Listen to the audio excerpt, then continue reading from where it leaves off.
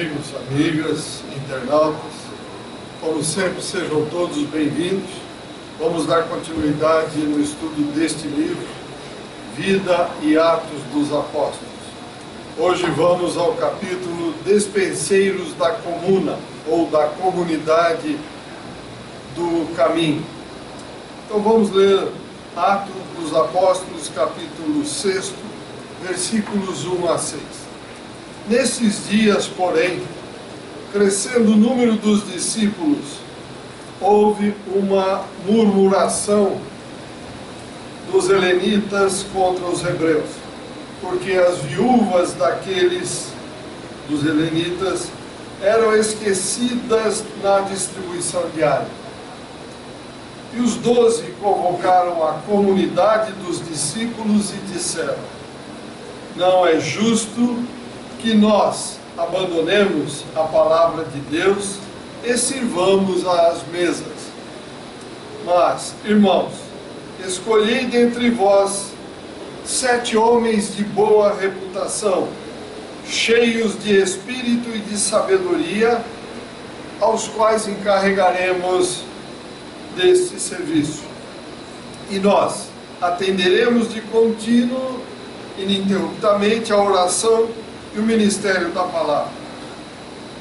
E o parecer agradou a toda a comunidade, e eles escolheram Estevão, homem cheio de fé e do Espírito Santo, Filipe, Prócoro, Nicanor, Timão, Pármenas e Nicolau. Nicolau era um prosélito, um recém-chegado vindo da Antioquia. E apresentaram-nos perante os apóstolos. E estes, tendo orado, lhes impuseram as mãos. Então veja, naquela época em que se fundou a Casa do Caminho, a preocupação era a divulgação da Boa Nova. Entretanto, todos que aderissem e que fossem fazer parte da Casa do Caminho, doavam as suas coisas. Como é que iríamos fazer a divulgação da Boa Nova e ao mesmo tempo administrar todos esses bens materiais? Então escolheram, como diz aqui o Atos dos Apóstolos, capítulo 6, escolheram uma equipe a qual foi composta por Estevão, Filipe, Prócoro, Nicanor, Timão, Pármenas e Nicolau. E vamos ver então qual é o comentário que Caio Barchutel fez quando escreveu este livro. Então, o estabelecimento da comuna, ou seja, da comunidade entre os cristãos, tornou-se um fato. Foi necessário, então, a nomeação de despenseiros. Despenseiros são aqueles que cuidam da despensa, onde estão armazenados os bens materiais, as comidas. Sem o que ficaria prejudicado o trabalho dos apóstolos. Imagine ninguém cuidando. Vem a doação, coloca-se aí, perde-se e ninguém toma conta de nada. Por isso estabeleceu-se esta equipe. Como poderiam eles, os apóstolos, satisfazer os compromissos doutrinários e ao mesmo tempo cuidar da despensa? Então, com esta nomeação, dedicaram-se à oração, à cura de enfermos, etc. Se eles ficassem então preocupados com as coisas materiais, isto os ficaria prejudicado. Demais, não queriam a seu cargo as finanças da comuna, da comunidade. Deliberaram então entregar esta tarefa a pessoas dedicadas, solícitas, de espírito de justiça e sem outros compromissos especificados. Então foi assim que escolher 7 homens, dentre os quais se salientava o poderoso médium homem cheio de fé e do Espírito Santo, Estevão. Guardemos esse nome, Estevão, que, como veremos adiante, sofreu uma grande perseguição dos fariseus, sendo depois apedrejado, e cuja morte participou inclusive Saulo de Tarso, depois Paulo de Tarso, como ele próprio afirmou, depois que se converteu. Então veja, a organização tornou-se um fato de grande importância na Judéia, tendo sido uma instituição provavelmente muito combatida, pois de forma alguma poderia ter agradado ao sacerdotalismo dominante, nem ao capitalismo, que viam naquelas ideias novas um perigo à sua fortuna para seu apego ao mando e às posições. Poxa, se nós estamos recebendo coisas, alimentos, e vamos distribuir, aquelas pessoas não vão comprar. Uma ameaça ao capitalismo. Uma ameaça a quem? Também ao sacerdotalismo. Vocês têm que trazer para nós é que vamos ver o que vamos fazer. Então, os Atos dos Apóstolos não dão uma notícia circunstanciada da instituição Casa do Caminho, mas é presumível que ela tenha se mantido como uma organização admirável, porque havia vontade, havia fraternidade, havia zelo por tudo aquilo. Todos viviam sob o mesmo teto. Basta ver a boa vontade com que todos aqueles que foram indicados aqui aderiram a essa proposta, se despojaram do que tinham e entregavam seus haveres à comunidade. Então, se observarmos isso, nós compreenderemos que a classe laboriosa congregada a essa comunidade Casa do Caminho fazia o mesmo com seus salários para a manutenção da instituição. Viviam ali, estavam ali se alimentavam ali, como é que iriam cobrar? Então tudo indica que o próprio salário era doado à comunidade. Então essa afirmação, diz Caibachut, é concludente, pois não se poderia conceber que uma multidão composta de mais de 5.000 homens, olha só, 5.000 homens, vivessem completa indolência, unicamente rezando. Isso não existe. Fica todo mundo indolente, com as mãos levantadas para cima. Nós estamos na matéria, acordemos, isso não é possível. Nós temos que nos alimentar, temos necessidade do corpo físico. Então não podemos ficar desta forma. Naturalmente, antes de irem para o trabalho, deveriam todos fazer as orações. E à noite, como fazemos hoje, estudos evangélicos sob a direção de algum dos apóstolos, bem como orações. Mas durante o dia, o labor, o trabalho, todos os dias.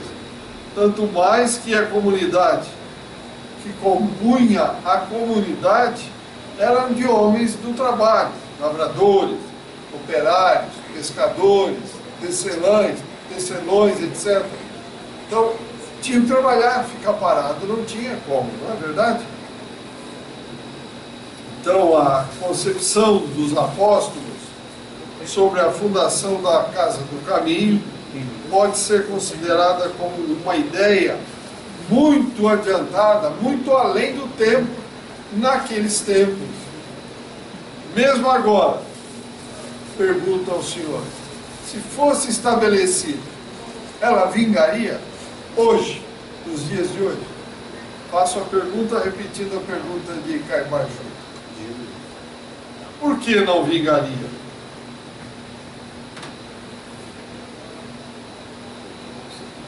Eu vou trabalhar, Tem que levar vantagem em tudo. Para que se eu estou aqui no Amor, vou trabalhar para quê? Aí chegava o cara do governo e falava assim, não, trabalho escravo. Trabalho escravo. Não, mas independente dessas brincadeiras... Não é brincadeira, é certo mesmo. Eles iam falar, se você não ganhava nada... você estava lá como escravo. Tá. Trabalho somente pelo dinheiro, pelo mantimento. Você está lá como escravo. Mas você não trabalharia. Não tinha que trabalhar. Então, mas hoje eu pergunto, no estilo que nós somos, pelo que nós vemos, não só da população Brasil, mas da população da Terra, será que funcionaria uma entidade como essa? Vingaria, daria frutos? As exigências da sociedade de hoje são outras. Não tem chance. Não dá, hoje não. Não tem chance. E o Caibar afirma, mesmo hoje, se ela fosse estabelecida, não vingaria. Ideia prematura é ideia irrealizável. E quando chega a realizar-se, a sua execução é de pouca duração. Foi o que aconteceu no tempo da propaganda do cristianismo. Então veja, não funciona. Nós não estamos prontos. Nosso orgulho, nossa vaidade, nosso egoísmo não permite que nós vivamos desta forma. Eu, um doutor, um professor, vou viver assim? Que isso? Não, eu não aceito. O outro, mas eu sou rico. Não vou fazer isso. Todo mundo achará uma desculpa. Não tem chance. Não tem chance. Mostra o nível evolutivo nosso. Por isso estamos na Terra. Segundo degrauzinho na escala evolutiva. Por isso estamos aqui marchando já há milhões de anos. Continua a Caibar. Foi o que aconteceu então naquela época. Não discutiremos aqui neste livro as vantagens ou desvantagens de se estabelecer as comunidades semelhantes a essa na nossa época. Basta dizer que mesmo esta comunidade, naquela época, não deu resultado. Aquele que quer praticar a doutrina de Jesus não trabalha mesmo para si, mas sim para a comunidade. Somos devedores à humanidade de tudo o que possuímos, porque esta vive perfeitamente sem o concurso de qualquer de nós, e qualquer de nós não pode viver sem ela. Para viver A prática da caridade. Como a gente vê isso? não tem chance. Por que temos voz? Para nos comunicar. Nos comunicar para quê? Para trocarmos experiências. Senão, cada um de nós ia viver no alto de uma montanha. Conversar para quê? Viveríamos isolados para a nossa evolução. Mas não, precisamos todos estar em comunidade, trocando experiências, trocando as diferenças do passado, para que a gente, nesse cadinho do lar, no cadinho da cidade, no cadinho da pátria, a gente se retempere nas altas diferenças das nossas incongruências, daquilo que não bate quando nós pensamos em relação a essa paz, esse amor, essa harmonia, esse equilíbrio do universo. Não é verdade? As doutrinas personalistas, que têm por mira o capitalismo, são egoístas, diz Caibar Schutter. São anticristãs, pois o Cristo ordenou aos seus discípulos amor ao próximo, e o capitalismo é o amor pessoal, quando muito limitado ao amor da família. Seja como for, as pregações dos apóstolos, assistidos pelos espíritos da sábia falange, deram magníficos resultados, sabemos disso. aumentando todos os dias o número de crentes interessados. E até sacerdotes se convertiam à nova fé. Então vejam, esse exemplo é muito importante. Nós tivemos exemplos recentes do que se chamou de comunismo. Foi avante, meus amigos, a União das Repúblicas Socialistas Soviéticas. Não foi avante. Recentemente, 100 anos atrás, no máximo, 50 anos, não vai avante. Nós não estamos prontos para viver pensando no nós pensamos no eu. Infelizmente, tudo que acontece no nosso planeta é decorrente da vaidade, do orgulho e do egoísmo e o excessivo apego ao eu. Quando passarmos a pensar no nós, as coisas vão se deslanchar tranquilamente. Perguntas, comentários, por favor. Estou aberto.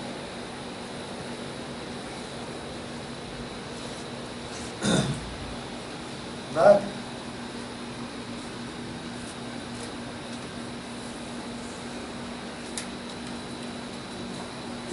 Algum de vocês, pergunta, estariam dispostos hoje a largar o conforto do seu lar, tudo que vocês têm? Eu me incluo, estou perguntando para vocês, mas eu estou no meio. E vamos doar o que temos e viver numa comunidade assim. É difícil. É difícil. Dificílimo. Não sabemos se vai dar certo. Né? Temos certeza que não. Não é que não sabemos, temos certeza que não vai dar certo. Independente da idade que a gente tenha. É muito difícil. É complicado. Se bem que no mundo espiritual nós vivemos em comunidades desse tipo. Tá bom? E o que é que a gente vem fazer? A gente aprende a teoria lá e vem colocar na prática aqui. Só que aqui nós estamos falhando já faz muito tempo. Muito. Mais perguntas? Nada? Então nós falamos em Estevão aqui, o grande médium, neste capítulo. E o capítulo seguinte vai falar para nós o seguinte: Estevão sendo julgado pelo Sinédrio.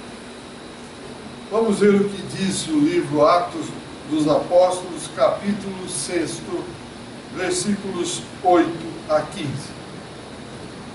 E Estevão, cheio de graça e poder, fazia grandes prodígios e milagres. Onde? Entre os povos. Levantaram-se, pois, porém, alguns daqueles que eram da sinagoga, chamado dos libertos, dos sirineus, dos alexandrinos e dos da Cilícia e Ásia, e disputavam com Estevão. Ao orgulho, à vaidade, falando alto aqui. Não, você faz isso, eu faço melhor. E não podiam resistir à sabedoria e ao espírito pelo qual falava Estevão. Então subornaram alguns homens. É diferente de hoje, meus amigos. Já está coisa antiga, hein? A coisa é antiga. Nós não criamos vergonha na cara, fazemos tudo igual. Para ver que nós estávamos lá.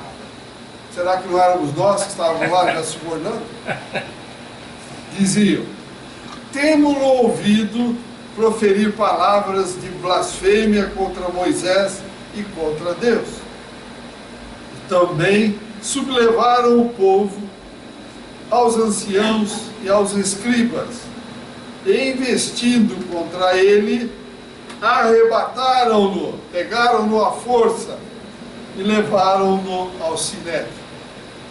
E apresentaram falsas testemunhas que diziam: esse homem não para de proferir palavras contra o lugar santo e contra a lei. Porque o temos ouvido dizer que esse Jesus, o Nazareno, há de destruir esse lugar e há de mudar os costumes que Moisés nos deixou. E todos aqueles que estavam sentados no sinédrio, fitando os olhos fixos em Estevão, viram o seu rosto como o rosto de um anjo. Então vamos ver os comentários que o nosso patrono Caibar Schutel faz sobre este pedaço aqui desse capítulo do Atos. Mas independente dos comentários de Caibar Schutel, veja como nós, seres humanos, não corrigimos os nossos defeitos. Isso foi há 2000 anos. Hoje nós estamos fazendo pior. Comprando todo mundo, querendo levar vantagem em tudo. Contando mentira uma em cima da outra. Achando que está tudo numa boa. Não está não, meus amigos. O universo sempre dá mais do mesmo que nós jogamos para ele. De repente acontecem coisas horrorosas para nós e nós não sabemos por quê. Esquecemos as bobagens que nós fazemos, esquecemos os nossos pensamentos, esquecemos que o pensamento é matéria e que o pensamento, você ao dispará-lo, ele vai trazer, vai ter um retorno. Então vamos ver o que diz Caibar aqui sobre isso. As manifestações de espíritos ilustram todos os livros sagrados, tanto no Velho como no Novo Testamento. Essas manifestações constituem o fundamento sobre o qual se assenta o monumento da fé, que um dia há de abrigar a humanidade inteira. Estevão foi um grande médium. Além de prodígios que fazia publicamente, gozava do dom da sabedoria, de que Paulo fala na sua epístola aos Coríntios. E ainda era médium de transfiguração. Veja, todos viram o seu rosto como o rosto de um anjo, médium de transfiguração, segundo se nota no que eu acabei de ler. O próprio Lucas, dirigindo-se a Teófilo, diz positivamente que ele falava com o auxílio espiritual, que o Espírito, na melhor colocação, que o Espírito falava por ele. Era, enfim, um grande médium psicofônico, que nós podemos ver. Essa faculdade está aí no livro dos médiuns, que o próprio Kardec nos deixou. Mas essas manifestações e esses dons não agradavam ao sacerdotalismo hebreu. Como só ia acontecer? Se aparece hoje, por exemplo, diz o Caibar, como não agradam hoje ao sacerdotalismo romano e protestante, de modo que fez-se mistério necessário pôr um fim a todos aqueles fenômenos chamados hoje fenômenos espíritas ou psíquicos. Por que não agradavam ao sacerdotalismo hebreu? Primeiro, que eles não sabiam, não entendiam. Segundo, como iriam justificar aos seus subordinados, vamos assim chamar, para que eles pudessem se manter no poder? Naquela época. Como ele faz isso? Ele realiza isso e nós não conseguimos? Nós que somos os poderosos, os maiorais aqui no Sinédrio, uma pessoa tão simples como essa pode fazer? Bato na mesma tecla: orgulho, vaidade, egoísmo. E como Estevão era um homem impoluto, contra quem queixa nenhuma podia haver, arranjaram testemunhos falsos, homens sem pudor, sem caráter, sem brio, que se venderam para acusar o grande profeta do Senhor. Beleza, né? Hoje não existe nada disso, né? Homens não se vendem, não dão falso testemunho, não é verdade? Hoje é tudo uma coisa linda, maravilhosa, não é verdade? Nunca faltaram, como não faltam, Judas do mundo para atraiçoarem o próximo e venderem até a sua própria alma aos plutocratas de todos os tempos. Assim como o mundo está sempre cheio de Herodes, Pilatos e Caifáses a concorrer com o crucificamento do primeiro justo que passar pela sua frente. Vemos, porém, em Atos, que apesar de toda a acusação lançada contra Estevão, os seus próprios acusadores e inimigos, fitando os olhos nele, viram o seu rosto como o rosto de um anjo. Contra a verdade não há argumento, meus amigos. Não tem argumento. Matou-se o homem, mas as ideias são como se tivessem acabado de ser colocadas agora. Presentes, são fantásticos. Então não adianta nós, seres humanos, na nossa pequenez, querer achar que somos donos da verdade. Numa escala em que nós nascemos simples e literalmente ignorantes, vazios, sem conhecimentos nenhum, começamos como fragmentos espirituais a passar por experiências no reino mineral, depois no vegetal, depois no animal, e estamos estagiando hoje no reino nominal, para amanhã irmos ao reino angelical, arcangelical, e um dia estarmos de volta junto ao Pai. Não como entramos na matéria, mas espíritos elevadíssimos, prontos para receber, como nosso irmão mais velho Jesus Cristo, uma nuvem de gases incandescentes, para desta nuvem gerar, criar, ordenar um planeta, no mínimo como esse que nós estamos. Quando vai acontecer isso? Não interessa tempo. Somos eternos. Estamos preocupados com o tempo. 1 ano, 1 milhão de anos, 1 bilhão de anos. Não quer dizer nada para nós. Diz para este corpo que nós temos aqui, que terminados 50, 100 anos, ele tem que se decompor, voltar à matéria em nível atômico, para compor outros corpos que virão para este orbe, para este planeta. Então não adianta, meus amigos, amigas, internautas, nós queremos reinventar a roda de uma forma, uma figura quadrada, e achar que ela vai girar redondinha, sem solavanco, sem nenhum problema. A verdade está colocada. Quem tem olhos para ver, que veja. Quem tem ouvidos para ouvir, que ouça, disse o Mestre Jesus. Quer saber o modelo como seguir?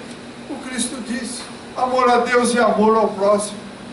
Quer mais um modelo? Olha o universo. Paz, amor, harmonia e equilíbrio. É isso. Se você está em paz, você está na vibração do universo.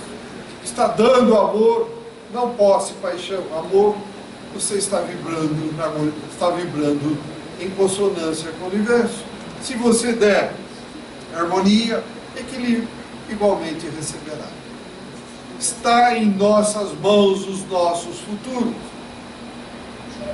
Hoje, a colheita do que plantamos em vidas passadas e a semeadura do que vamos colher em vidas futuras. Portanto, cada um de nós sabe o que vai querer daqui para frente. Perguntas, comentários, por favor.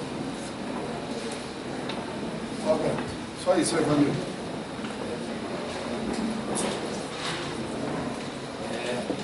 Sabemos os erros de hoje, nós estamos pensando. Mas ainda bem que vem uma forma de mostrar esses erros, né?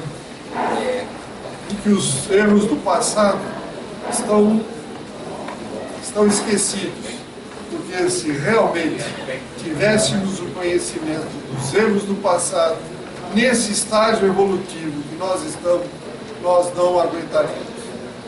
Entraríamos em parafuso, ficaríamos totalmente desconectados com a realidade, adoeceríamos. O corpo, perispírito e o corpo mental, ficaria tudo danado. Deus sabe o que faz. Não queiramos reinventar a roda. Vamos para frente. Colocações, perguntas?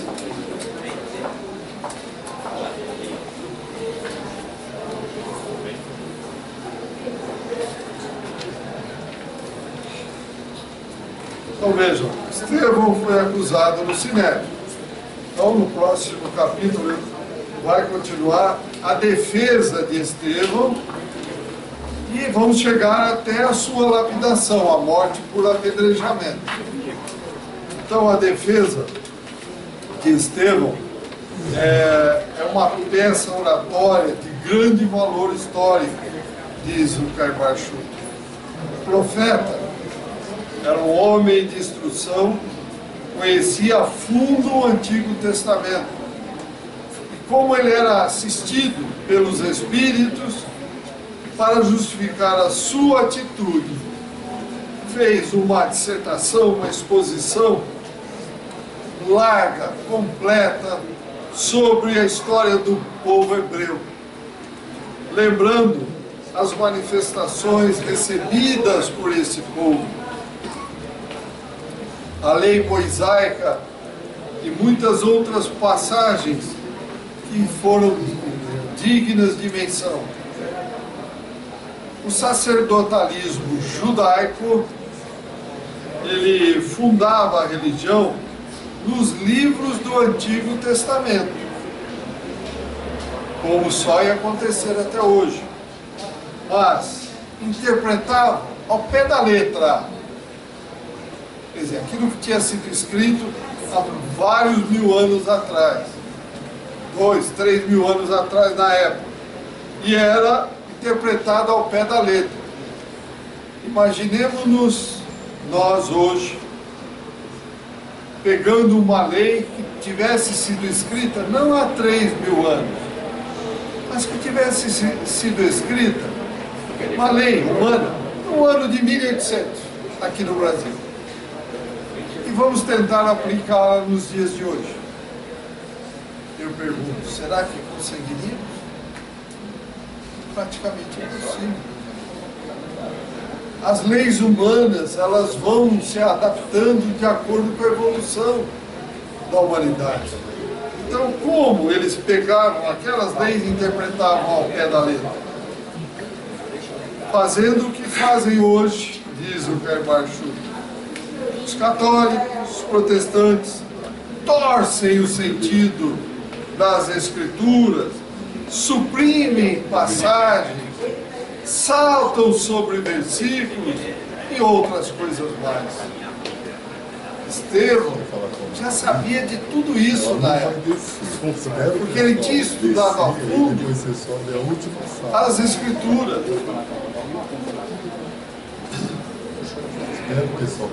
Mas quis cumprir o seu dever, relembrando aqueles homens que concentravam em suas mãos o poder e a justiça, a história bíblica na qual também Estevão baseava sua doutrina.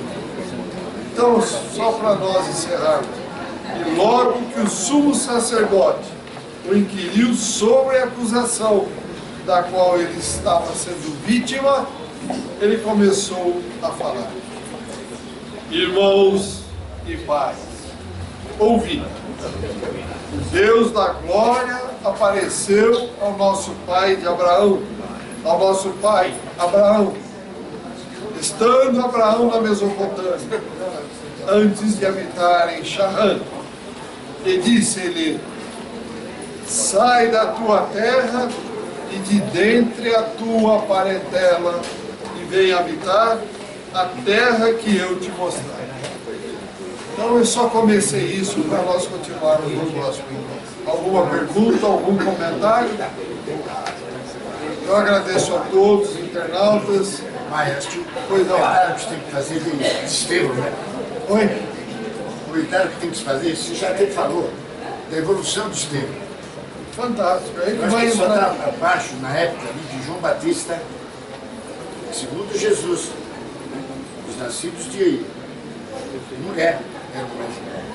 Eu acho que Estevão também não deixava nada a desejar. Não deixar. Tanto é, só dar um complemento, Pois não. o apedrejamento dele, ele foi o protetor de Paulo, Foi? foi o principal acusador dele, que o levou a ser apedrejado. Que isso? E Paulo o acusou e ele foi lapidado. espírito. Morreu. E ele, como espírito, era o protetor maior que Paulo. Não, Paulo puro, mas botar Paulo no bolso. Paulo também foi algo muito importante, Não tem a dúvida. né, para o Senhor. Nós vamos ver isso no próximo encontro. Muito obrigado a todos e até o próximo encontro.